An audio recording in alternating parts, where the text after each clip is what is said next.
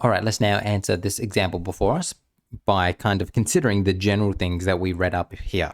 So example 1. For the activity network below, list all possible edges which, if reduced in isolation, will result in a shorter completion time. So the first thing that we're going to do here is figure out our critical path. We start at time 0 and then we scan forward.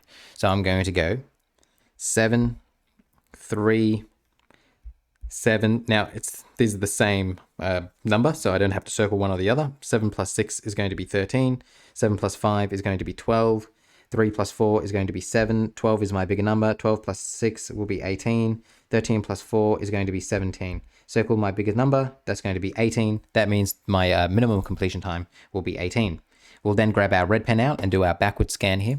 So I'm going to go 18 minus 4 will be 14. 14 minus 6 will be 8.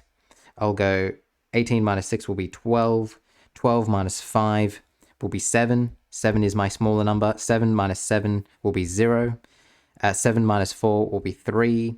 12 minus 4 will be 8.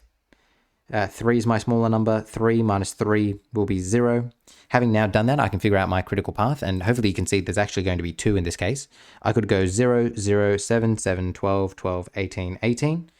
What else could I do here? Let's grab another color out. I could also go 0, 0, 3, 3, 7. Oh no, I just deleted everything. That's not good. 0, 0, 3, 3, 7, 7, 12, 12, 18, 18. So I could also go that way. So I've got 2 critical paths here. So now it's saying, list all the possible edges which, if reduced in isolation, will result in a shorter completion time. So this is where, you want to consider this general rule. I don't want you to think that these are kind of step-by-step instructions that will always work. That is not going to be the case in crashing questions. You have to kind of fit into the question and kind of really understand the question. But these are just some good general points.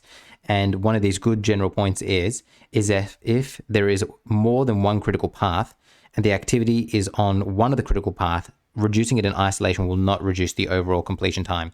So what we need to do here is consider something that is on both critical paths here. That's the only thing that's going to give me an overall reduction in the completion time, reducing an activity that is on both critical paths. So hopefully you can identify that's going to be F and that's going to be H. So let's write a little spiel here about what we're saying. So it's only worth reducing critical activities, and activities worth reducing must be on both critical paths. So that is activity F and activity H. So only by reducing something that is on both critical paths will have an overall reduction to this right here.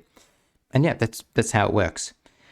The reason why it has to be on both, let's consider what would happen if it was only on one. So let's for a moment consider I reduced A, and this isn't going to work, but let's just see what happens.